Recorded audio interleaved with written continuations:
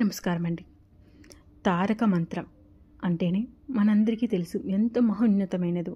ఆ నామం పలికినంత మాత్రానే మనకున్న పాపాలన్నీ కూడా హరింపజేస్తాయని, అలాగే మానవుడికి జ్ఞానోదయాన్ని కలగజేసే మహోన్నతమైన మంత్రమని చెప్తూ ఉంటారు. అయితే ఈ తారక మంత్రం ఒక మానవులకే కాదు, దేవతల సైతం మహోన్నతమైన మంత్రం. ఈ మంత్రం ఆ పరమేశ్వరుడికి కులమంత్రం అని కూడా చెప్తూ ఉంటారు. ఆ పరమశివుడు స్వయంగా జపిస్తాడని కూడా చెప్తూ ఉంటారు కొన్ని పురాణాల్లో. అంత మహోన్నతమైన ఈ మంత్రాన్ని తారక మంత్రం అని ఎందుకంటారు? రామపదం తారక మంత్రం ఎలా అయ్యింది? ఆ రామ మంత్రం వెనుక దాగున్న రహస్యం ఏమిటి? రామ అంటే అర్థమేమిటి అనే విషయాన్ని ఈరోజు మనం తెలుసుకోబోతున్నాం. మన గ్రంథాల్లో ప్రతి ఒక్క మంత్రాన్ని కూడా ఆ మంత్ర పేర్లతోటి పిలుచుకుంటూ ఉంటాం. కానీ ఒక తారక మంత్రం రామనామం అని చెప్పబడుతుంది. ఈ రామనామానికి తారక మంత్రానికి అర్థం ఏమిటంటే జీవన శైలి నుంచి దాటించడం అని అర్థం. ఈ సంసారం అనే సాగరం నుండి మనల్ని దాటించడం అని అర్థం కూడా వస్తుంది. జనన మరణ చక్రాల నుండి దాటించడం అని కూడా అర్థం వస్తుంది. ఈ మంత్రాన్ని మొట్టమొదటగా ఆ పరమశివుడు పార్వతీదేవికి ఉపదేశించినట్లుగా చెప్పబడుతుంది. మంత్రాన్ని వశిష్ఠ మహర్షి పతి నుంచి కూడా ధ్యానించేవాడట. ఆ మంత్రానికి ఆ పరమశివుని పేరుగా పెట్టుకున్నాడు. ప్రియ భగవానుడు తన వంశంలోని ఆ శ్రీరాముడు జన్మించాడని గర్వంతో ప్రతినిత్యం కూడా రామనామాన్ని జపించేవాడట. విశిష్టమైన ఈ తారక మంత్రాన్ని ప్రతినిత్యం ప్రతి ఒక్క మనిషి జపించినట్లయితే మహోన్నతమైన జ్ఞానాన్ని పొందుతారని పురాణాల్లో వచనం.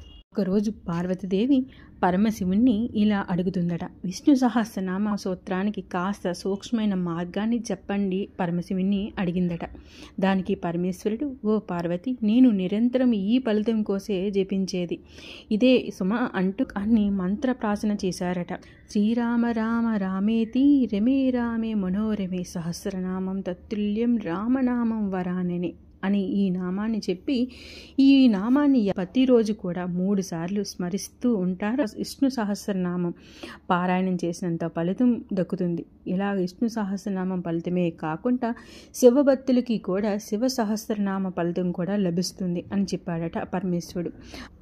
ఏ భక్తులు కాశీలో జీవిస్తూ ఆ పుణ్యక్షేత్రంలో మరణిస్తారో వాళ్ళు మరణ సమయంలో ఆ భక్తుడు వంశకుడైన పై తారక మంత్రాన్ని వాళ్ళ కుడి చెవిలో చెప్పి వారికి స్వర్గోత్తరం కలిగించవచ్చు అని భక్తులు ప్రగాఢ విశ్వాసం. ఇక భక్త రామదాసు అయితే సరాసరి శ్రీహరి నామగానం మధుప్రాణంగా భక్తితో సేవించి శ్రీరామనామమే ఎంతో రుచిరా ఎంతెంతో రుచిరా అని కీర్తిస్తూ ఉంటాడు. అయితే ఈ నామం శ్రీరామనామం ఉచ్చరించినప్పుడు రా అనగానే మనం నోరు తెరుచుకుంటుంది. మన లోపల పాపాలన్నీ బయటికి వచ్చి శ్రీరామనామం అగ్నిజ్వాలతో పడి దహించిపోతాయట. అలాగే మా అనే అక్షరం ఉచ్చరించినప్పుడు మన నోరు మూసుకుంటుంది.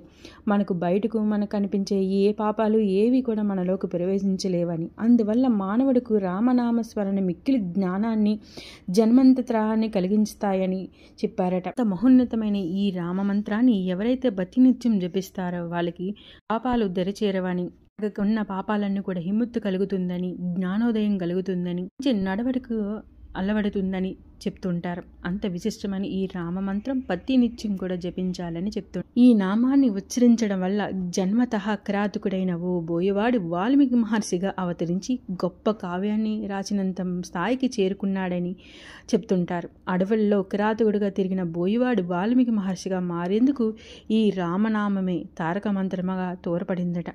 ఒకనాడు కిరాతకుడైన బోయవాడిని చూసిన నారదుడు, నువ్వు చేస్తున్న ఈ పాపకర్మలో నీ భార్య బిడ్డలకు కూడా భాగస్వామ్యం ఉంటుందా లేదా అని అడిగాడట. బోయవాడు నిశ్చలపోయాడట. అప్పుడు నారద మహర్షి తెలుసుకునిరా అని అడిగాడట. నారద మహర్షి మాటలతో వెంటనే ఆ కిరాతకుడు తన ఇంటికి వెళ్ళి ఆయన చెప్పినట్లుగా భార్య బిడ్డలను ప్రశ్నించాడట.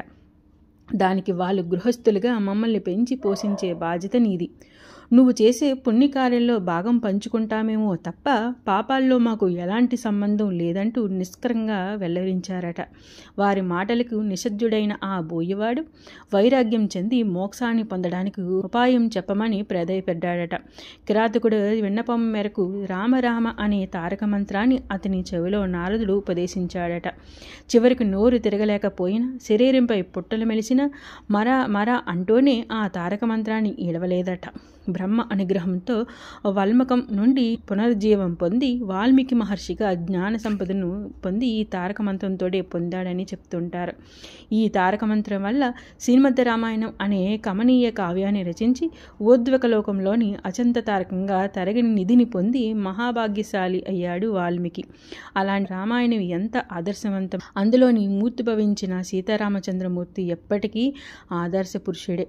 తండ్రి మాట జవదాటిని కుమారుడిగా, సోదరిని అవమానించే అన్నగా, భార్య ప్రేమ కోసం తరింపచేసే భర్తగా, ప్రజా హక్కులకు పరిపాలకుడిగా అప్పటికీ ఇప్పటికీ శ్రీరాముడు ఆదర్శుడే.